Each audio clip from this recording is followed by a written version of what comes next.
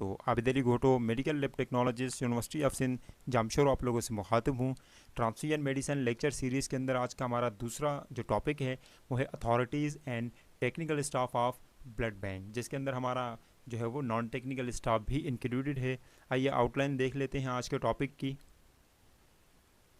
Haematologist, doctor pathologist, quality assurance manager, blood bank technologist, senior blood bank technologist, quality assurance officer, blood bank incharge, blood bank supervisor, biomedical engineer, blood bank technician, blood component technician, processing technician, phlebotomist, lab attendant, lab assistant. Non technical staff के अंदर administrator department, human resource department, medical receptionist, security guard, office boy, electrician, cleaning department. उसके अंदर documentation के अंदर हमारे पास जो चीज़ें आ जाती हैं, biosafety rules file, SOP file, equipment data file, setup detail report, electricity backup report, monthly blood report collection, monthly blood report utilization, monthly blood report wastage policy, monthly blood report testing, reactive and non reactive जो हमारे पास reports आ रही होती है। तो ये सारी चीज़ें जब हमारे पास कंप्लीट हो जाती हैं तो ये सारी चीज़ें एक मुकम्मल ब्लड सेंटर को जो है वो बना रही होती हैं, जो कि एक तरीक़ेकार है। तो दोस्तों, वीडियो की तरफ चलने से पहले आप लोगों से गुजारिश है कि अगर अभी तक आपने यूट्यूब चैनल को सब्सक्राइब नहीं किया तो आबिद रज़ा MLT यूट्यूब चैनल को सब्सक्राइब करें, लाइक करें, शेयर करें और बेल आइकन के बटन को क्लिक करें ताकि आने वाली वीडियोज़ आपको वक्त के साथ मौसूल होती रहें। अगर हम बात करें हेमाटोलॉजिस्ट की, तो अगर आपने हेमाटोलॉजिस्ट बनना है, आपने फ्यूचर के अंदर जो है वो अपने आप को हेमाटोलॉजिस्ट बनाना है, तो आपको जो है वो किन किन स्टेप से गुजरना पड़ता है, तो उसके बारे में आज हम थोड़ा सा जान लेते हैं। एजुकेशनल ट्रैक के अंदर ये है कि मिनिमम एजुकेशनल जो रिक्वायरमेंट है हेमाटोलॉजिस्ट की वो है डॉक्टरल डिग्री, जिसमें आपकी 5 ईयर जो है वो एजुकेशन होनी चाहिए, जिसके अंदर जो एक क्राइटेरिया है जिसमें आपके जो सब्जेक्ट्स हैं बायोकेमिस्ट्री, एनाटॉमी, उसके अलावा जो है वो psychology, pharmacology, medical law, ethics और जो भी सब्जेक्ट्स आपके MBBS के अंदर होते हैं ये सारे आपके जो है वो कंप्लीट होने चाहिए। आपका क्लासरूम्स का जो कोर्स वर्क होता है आपका वो कंप्लीट होना चाहिए। आपकी लैब के अंदर जो वर्क होता है लैब वर्क आपका वो कंप्लीट होना चाहिए। तो ये जब बैचलर आपकी 5 ईयर कंप्लीट हो जाती है तो उसके बाद फिर आप जो है वो फेलोशिप कर रहे होते हैं या आप MPhil कर रहे होते हैं। तो मोस्टली फिर ये डॉक्टर्स हजरात जो है वो 2 साल या 3 साल का जो फेलोशिप प्रोग्राम में अप्लाई करते हैं। उसके बाद फिर जो है वो अपनी प्रैक्टिस के साथ इन सब्जेक्ट्स में जो है वो जब उनकी प्रैक्टिस कंप्लीट हो जाती है, जिसमें coagulation, adult haematology, haematology oncology,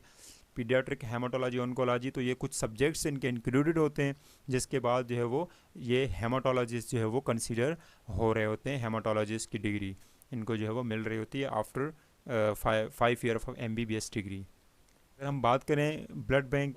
जो है वो की, तो ब्लड बैंक के अंदर जो हेमाटोलॉजिस्ट का रोल होता है वो ये होता है कि ये हेमाटोलॉजिस्ट जो है वो ब्लड बैंक मैनेजर जो है वो बन सकता है। उसके बाद जो है वो इनको अलाउ होता है कि regulate different hospital blood banks as sub campuses of blood centres, यानी कि हेमाटोलॉजिस्ट को एक तो अपना वो ब्लड सेंटर भी कायम कर सकता है। उसके बाद जो है वो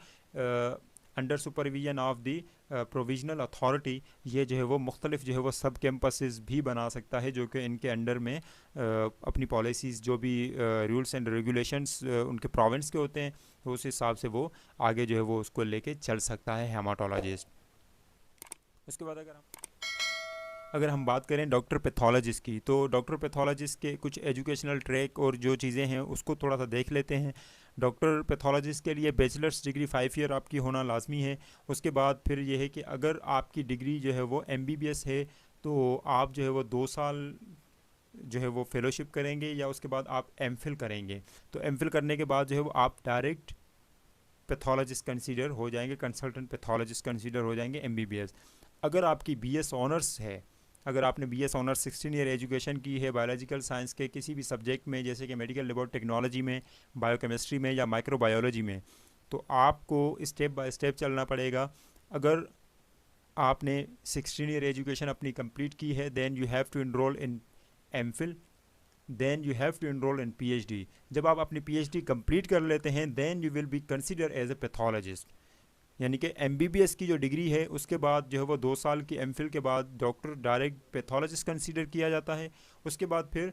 अगर आपने बैचलर्स 16 ईयर की हुई है, बीएस ऑनर्स की हुई है, तो आपको एमफिल उसके बाद PhD, then you will be considered as pathologist. तो ये पैथोलॉजिस्ट का जो है वो एक सिनेरियो है जिसमें आपको स्टेप बाय स्टेप चलना है, उसके बाद आप पैथोलॉजिस्ट कंसिडर हो सकते हैं। फिर अगर हम बात करें पैथोलॉजिस्ट की, कि पैथोलॉजिस्ट की जो है वो पोजीशन क्या होती है लैब्स के अंदर, तो पैथोलॉजिस्ट की जो पोस्ट है वो ये है कि regulate all laboratory sections with सब कैंपसेस, यानी कि जो पैथोलॉजिस्ट होता है, क्योंकि उसकी इन्फॉर्मेशन भी ज़्यादा होती है, उसने ये जो तकरीबन हमारे ये सामने जो आपको नज़र आ रहे हैं जो भी उसकी स्पेशलिटीज़ हैं वो सारी इन डिपार्टमेंट्स में होती हैं, इन सब्जेक्ट्स में होती हैं, जिसमें blood banking and transfusion medicine, chemical pathology, clinical informatics, dermatopathology, forensic pathology, haematopathology, medical microbiology pathology, molecular genetic,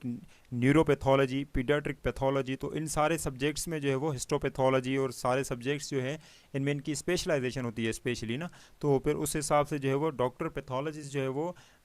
laboratory भी जो है वो रेगुलेट अपनी कर सकता है, और उसके बाद जो है वो अपनी लेबॉर्ट्री के सब कैंपसेस यानी कि कलेक्शन पॉइंट्स भी बना सकता है, डॉक्टर पैथोलॉजिस्ट को अलो है। उसके बाद अगर हम बात करें ब्लड बैंक टेक्नोलॉजिस्ट की, तो ब्लड बैंक टेक्नोलॉजिस्ट का जो एजुकेशनल ट्रैक है वो कुछ इस तरह है कि ब्लड बैंक टेक्नोलॉजिस्ट की पोजीशन हासिल करने के लिए आपको बैचलर्स करनी होगी 4 ईयर, बीएस ऑनर्स की डिग्री आपको करनी होगी एनी बायोलॉजिकल साइंस डिसिप्लिन, जिसमें मेडिकल लेबॉर्ट्री टेक्नोलॉजी है, बायोकेमिस्ट्री है और माइक्रोबायोलॉजी है, जो कि 3 ये डिपार्टमेंट मोस्टली पाकिस्तान में अभी बायोलॉजिकल साइंस और लेबॉर्ट्री साइंसेस में जो है वो कंसीडर किए जा रहे हैं मोस्टली। फ्रेश कैंडिडेट जो मेडिकल टेक्नोलॉजिस्ट होते हैं वो ब्लड बैंक टेक्नोलॉजिस्ट जो है वो हो सकते हैं, perform all aspects of blood bank with documentation, यानी कि जो फ्रेश कैंडिडेट होते हैं, यानी कि आपने जैसे बीएस ऑनर्स कंप्लीट किया है तो उसके बाद आप जो है वो ब्लड बैंक टेक्नोलॉजिस्ट कहीं पे भी पोस्ट हो सकते हैं, जिसमें आपका काम ये होगा कि आप ब्लड बैंक के अंदर जो भी प्रोसेसिंग है सारी चीज़ें भी परफॉर्म कर रहे होते हैं। उसके बाद फिर आपकी ये भी रिस्पॉन्सिबिलिटी होती है कि आपने डॉक्यूमेंटेशन को भी कंप्लीट करना होता है। अगर हम बात करें ब्लड बैंक टेक्नोलॉजीज़ की आगे एक्सपीरियंसेस के बिहाफ पे, तो डिग्री के 1 या 2 साल के एक्सपीरियंस के बाद फिर ब्लड बैंक टेक्नोलॉजिस्ट अगर किसी और ऑर्गेनाइजेशन में अप्लाई कर रहा होता है तो उसको इस बात से जो है वो वाकफियत होनी चाहिए कि आप जो है वो दोबारा अगर किसी और जो है वो लेवल पे अप्लाई करना चाहते हैं, अगर आपने एजुकेशन के बाद 1 से 2 साल का एक्सपीरियंस भी हासिल कर लिया है, तो आप अप्लाई करेंगे किसी और ऑर्गेनाइजेशन में, या उसी ऑर्गेनाइजेशन के में आप जो है वो अपनी प्रमोशन के लिए जो है वो एप्लीकेशन देंगे सीनियर ब्लड बैंक टेक्नोलॉजिस्ट की या क्वालिटी एश्योरेंस ऑफिसर की। अगर आप जिस इदारे में काम कर रहे हैं वहाँ पे वो पोस्टें आ रही हैं तो ठीक है, नहीं तो आप अगर किसी दूसरे इदारे में अप्लाई कर रहे हैं तो आप इन पोस्ट के ऊपर अप्लाई करेंगे 2 से 3 साल या 1 साल के एक्सपीरियंस के बिहाफ पे। उसके बाद अगर किसी भी ब्लड बैंक अगर किसी भी टेक्नोलॉजिस्ट के पास एमफिल की डिग्री है और एटलीस्ट उसके पास 3 साल का एक्सपीरियंस है, तो मोस्टली ऑर्गेनाइजेशंस जो है वो ब्लड बैंक इंचार्ज भी कंसीडर कर रही होती हैं। उसके बाद ब्लड बैंक सुपरवाइज़र भी जो है वो पोस्ट कर रही होती हैं। उसके बाद जो है वो क्वालिटी एश्योरेंस मैनेजर भी जो है वो एमफिल के ऊपर आपको पोस्ट मिल सकती है ब्लड बैंक टेक्नोलॉजिस्ट को। अगर हम बात करें फिर पीएचडी की, तो अगर आपने एमएलटी की है, माइक्रोबायोलॉजी की है, बायोकेमिस्ट्री की है, तो आप जो है वो अगर आपने पीएचडी, क्योंकि अभी जैसे न्यू पाकिस्तान के अंदर रूल अनाउंस हुआ है पीएचडी का डायरेक्ट बीएस ऑनर्स के बाद, तो अगर आप पीएचडी करते हैं तो then you will be consider as pathologist and manager of blood bank, यानी कि डायरेक्टली आप क्योंकि पैथोलॉजिस्ट बन गए तो उसके बाद आपकी जो पोस्ट होगी वो pathologist and blood bank manager की भी हो सकती है।